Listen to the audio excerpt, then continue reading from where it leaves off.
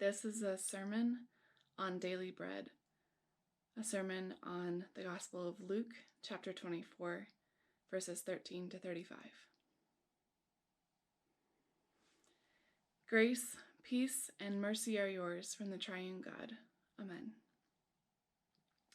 As I've been rattling around my townhouse these days, I find myself with lots of time to reflect.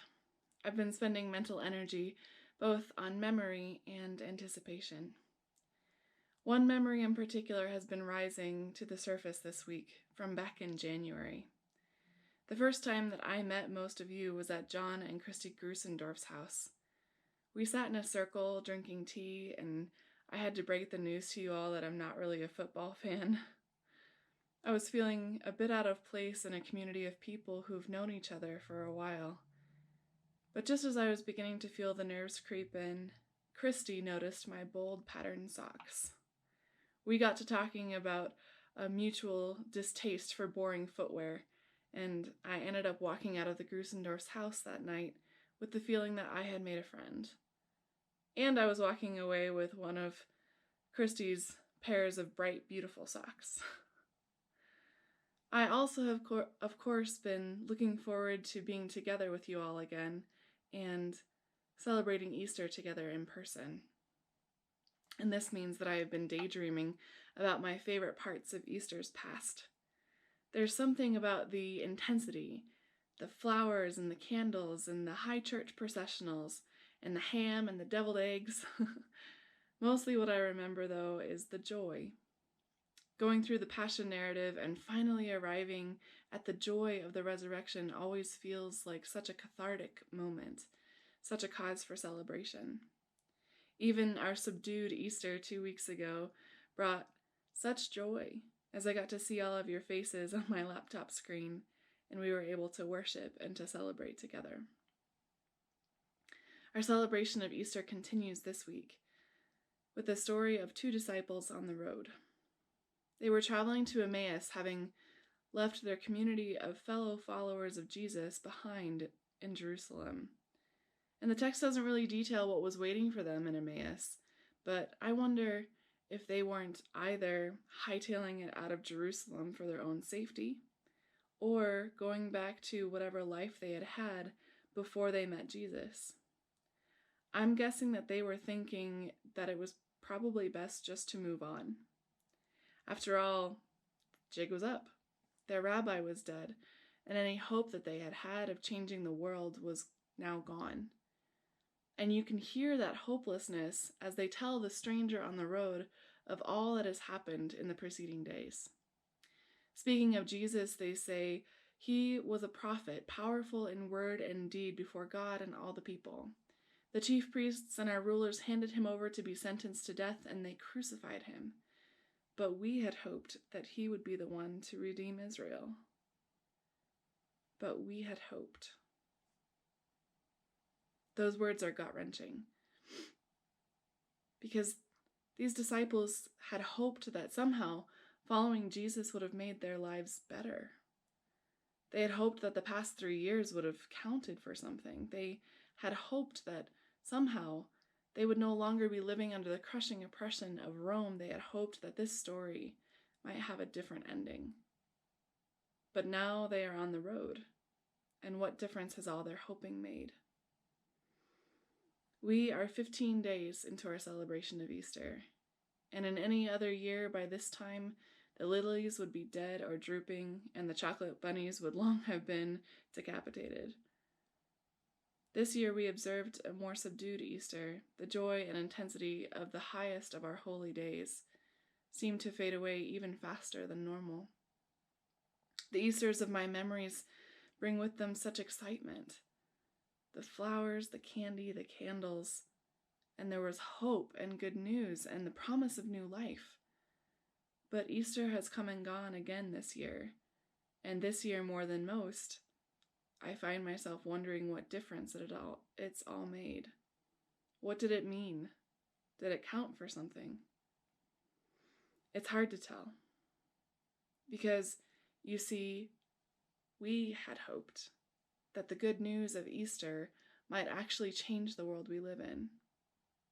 We had hoped that Easter might mean that we no longer lived in a world where a virus could pose an existential threat to our loved ones and our way of life.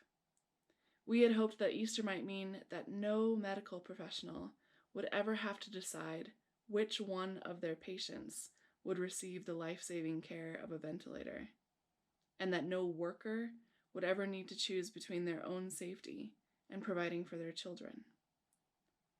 We had hoped that Easter might mean that no pundit or politician would ever again be willing to sacrifice the marginalized and the impoverished on the altar of economic stability. We had such high hopes. But it turns out that our world is still full of greed and corruption, hopelessness and despair, and unspeakable tragedy. So we find ourselves, much like the disciples on that day, reluctantly trying to move on, or at least trying to move forward, trying to make sense of what has happened, questioning whether or not it made any difference. But that is where Jesus meets these people, in the midst of uncertainty and desperation.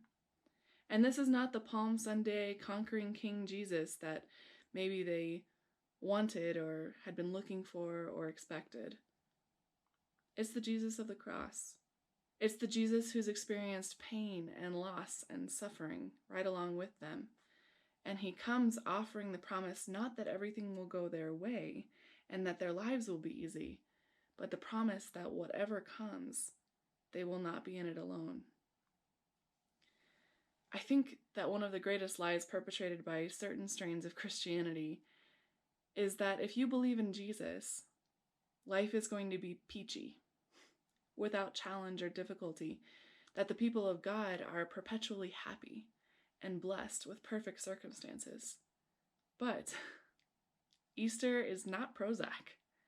The promise of Easter is not enduring bliss. It's that there is nowhere you can go that God does not go with you.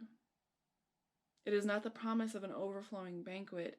It is the promise of daily bread, the promise of manna in the wilderness.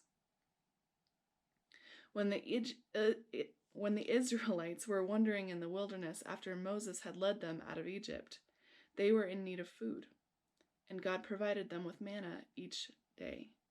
It was not a feast, but it was enough to meet their need. God promises us enough. And our Easter stories are evidence of this. Jesus shows up and gives people perhaps not the divine encounter that they may have wanted, but precisely the experience that they need. After the crucifixion, Mary Magdalene was a woman without identity. Her whole life had been about following Jesus, and I wonder if she even knew who she was anymore after he had died. And the point at which she recognizes Jesus is when he calls her name.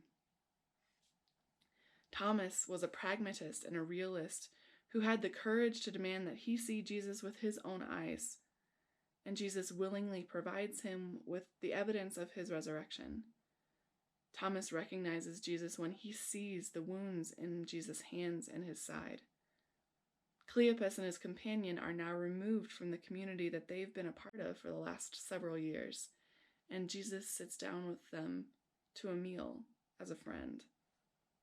Jesus reveals himself to these people when they are steeped in doubt and despair, and he gives them an experience of holy presence. The promise of Easter is that God is present to us. Whether in the handwritten note in your mailbox, the check-in phone call when your isolation seems endless, or the friend who sits with you in the midst of your hot mess, God is present. In the Zoom worship where we are able to pray for one another, even across distance, and in the table that waits for us when we are able to be together again, God is present. When Christy and I bonded over funky socks in January, what she probably didn't realize was how scared I was and how nervous I was to come to Logan and to begin a job that I had never done before, among people who didn't know me from Adam. Christy's kindness was no guarantee that being the pastor at Prince of Peace was going to be easy. But it did give me a foothold and a grounding in this place. It helped me to know that I wouldn't be alone here, and that whatever the road would take us all, it would take us there together. Brokenness is our reality. Pain and selfishness and suffering are the inescapable results of living in an imperfect world. It isn't fair, and it isn't all part of God's mysterious plan. It's just reality. But we have to remember that it is not the only reality. There is much in the world that is beautiful and bold and inspiring, and that beauty is holy and sacred. And it's what we need if we're going to be people of hope in a world that often feels hopeless. These moments of beauty, of honest encounter with the divine, however brief, they may not be life-changing, but they are life-sustaining. They get us from one day to the next. They give us hope. Jesus meets us in the middle of the road so that he can walk with us, so that he can restore our hope. And maybe that doesn't feel like a lot, but I promise it is enough. Amen.